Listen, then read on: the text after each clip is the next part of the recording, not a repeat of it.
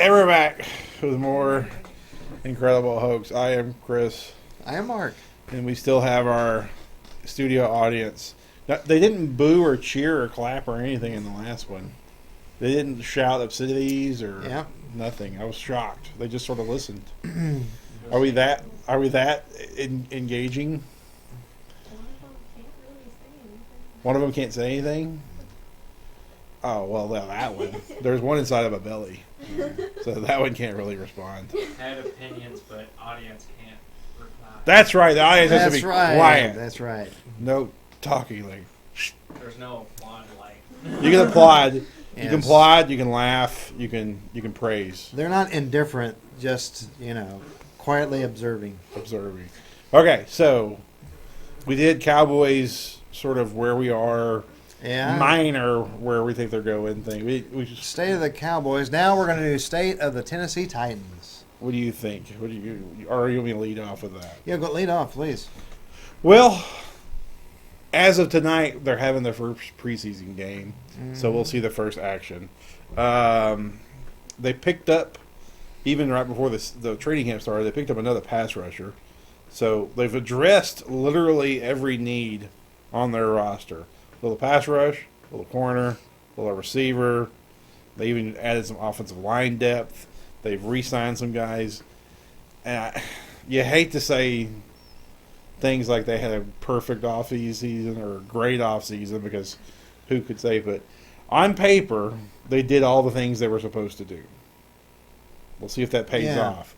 But on paper, the Titans have done everything they were supposed to do. So my expectation meter is really high. I'm not just like a stupid fan that's like, oh, we're going to go to the Super Bowl, or oh, we're going to go all the way into the championship game. But so I'm not going to be that guy. Right. But I think there's no reason not to expect a playoff spot and not to expect a division title. I think that's an okay expectation, but you're smiling and laughing, so go for it. That voice you did reminded me of South Park with, they took our jobs! Sorry. Struck me funny. Well, with any fandom, you have the unrealistic fan that ruins everything for everybody. We were making fun of that just before we started shooting the Cowboys ones. You have these fans that are like, oh, man, we won a preseason game. We're going to the Super Bowl. And you're like, that was practice, man. Right.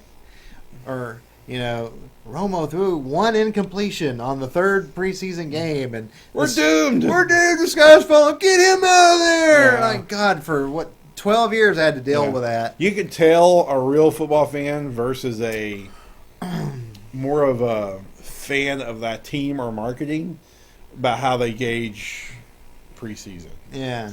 And people are like, "Oh my God, we're the best ever in preseason." They're a Cowboys fan. They're a whatever that team is fan. Yeah. They're in love with the marketing. Right. Not football. Yeah. Well, as a fan, you'd like to be objective at least. Yeah. So that's all I ask for. And Titans, I think, have done a good job. They started years ago rebuilding an offensive line. Mm-hmm. You are the one that showed me that stat that actually said they were either listed as 1 or 2 last year. It was 1. Yeah, as best offensive line. Mm-hmm. That is amazing because 4 seasons ago, you'd say they had one of the worst. So they have absolutely turned things around in that regard. So I expect that to keep rolling. Now if we can just get that linebacking core on the defense to step up, like what they've done there in rebuilding that I think will pay dividends because that really helps stop the run. And if they can stop the run, that's really going to help us get these teams in these 3rd and longs and get them to punt. Well, the John Robinson, the new GM for the Titans, that was his second offseason. One of the things I read is he believes, and this is not a new idea. Joe Gibbs did this with the Redskins and all, building a team from the inside out, starting with your lines, and even your defensive lines, and building from the inside out. Yeah, and they did that. John Robinson's first pick was the big giant Conklin, the tackle, the right tackle, who ended up being he was a Rookie of the Year type candidate as an offensive lineman. He sure was. He rated out in Pro Football Weekly or PFF, Pro Football Focus, or whatever it's called, as the number one right tackle in the league as a rookie. So, big, huge guy. You know, they locked up Jarrell Casey, the big defensive, the defensive lineman. They've locked him up. So they're building from the inside That's out. right. Yeah, locked him up for a while. Like I said, not a new concept. The Cowboys did it with the 90s. Hell, the Cowboys are doing it now inside out. Yep, they're trying So, to. Yeah. That's what they're doing. The Patriots did it with, their anchor of their defense forever was Vince Wilfork, the big giant nose tackle. Yeah. Yeah. So anyway, it's a proven model, and that's the one they're following. My early prediction is health is always a wild card that you can't account for. But assuming health, I can't imagine Mariota not taking that next step at quarterback where he's – I'm not saying elite because that's just a big word. But Pro Bowl, I see him being Pro Bowl and being like, okay, this guy's he's a top-tier quarterback. He's definitely the top third, if not top 25% of the league. And he might be now, for all that matter. But I think he's because right now he's still getting compared to Winston, Jameis Winston. Is he really? Yeah, he is. And there's still people that think Jameis Winston's still a better quarterback. I think it's no contest that Mariota's better. There's no way.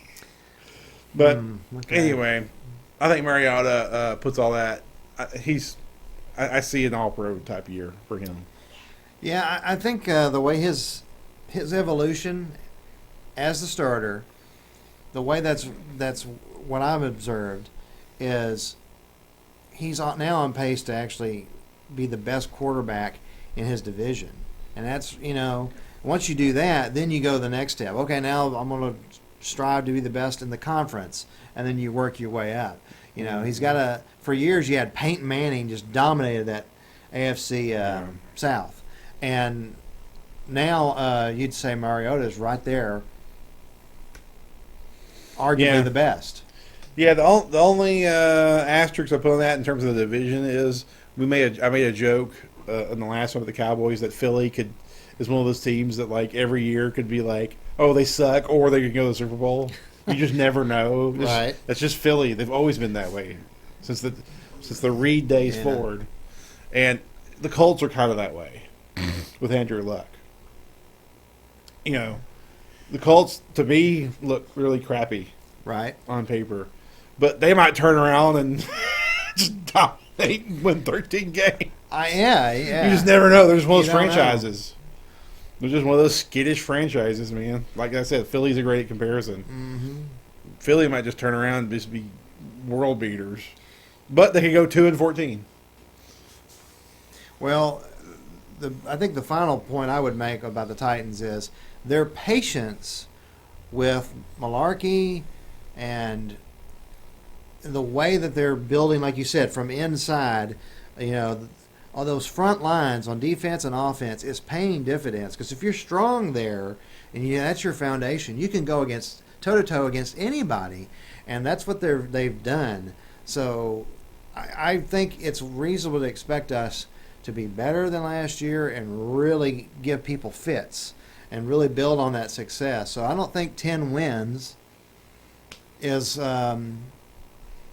unreasonable to expect. At least 10 wins. Well, the main thing I want to see them work on this year is the killer instinct. Never have had. I should say never. We've done it in games here, games there, but put games away, teams down, keep them down. We're notorious for blowing leads. We're notorious for letting teams get back in. Cleveland has, Jacksonville. There's I think a couple times in the last 4 years where Jacksonville's first win of the year after a big long losing streak was come off of us. Right. Another thing we can't do is seem to beat the Colts. I'm looking for this year for beating the Colts and the killer instinct. The fourth quarter, letting Henry and DeMarco Murray dominate and do the old Emmitt Smith in the 90s, just basically wear you out in the game.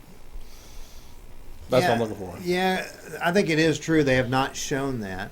They've kind of had a franchise history of that, but it would be nice to get that to where especially these teams that are like 0-10, take them out. You're not supposed to lose to an 0-10 team. Don't let you be the sad sack that has to be the one that falls to them. Well, and even with Fisher, Put them away. It's not just the recent team. Even with Fisher, we would do that. We'd come in.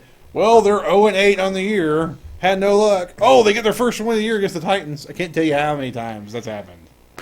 So it'd be nice if we could put teams away. I guess that's basically what we're saying. Put teams away that are supposed to put away. That's right. That's what I'm looking for this year. Yeah, take care of business on teams that you're supposed to. You want to get to the point where people have been doing it on us. Now that we've started to get better, we want to be able to look at the roster and the schedules and go. And everyone does it. You go through the schedule. Yeah, win, loss, win. Everyone does that, and you want to be able to do that too. Where like you see a team and who's recently been bad, you want to know that that's a win for us. Well, we're still in that valley where you don't know, so hopefully we get out of that. And speaking of being in a valley, if you're not ever going to win or lose, that means the Incredible Hokes. Adieu.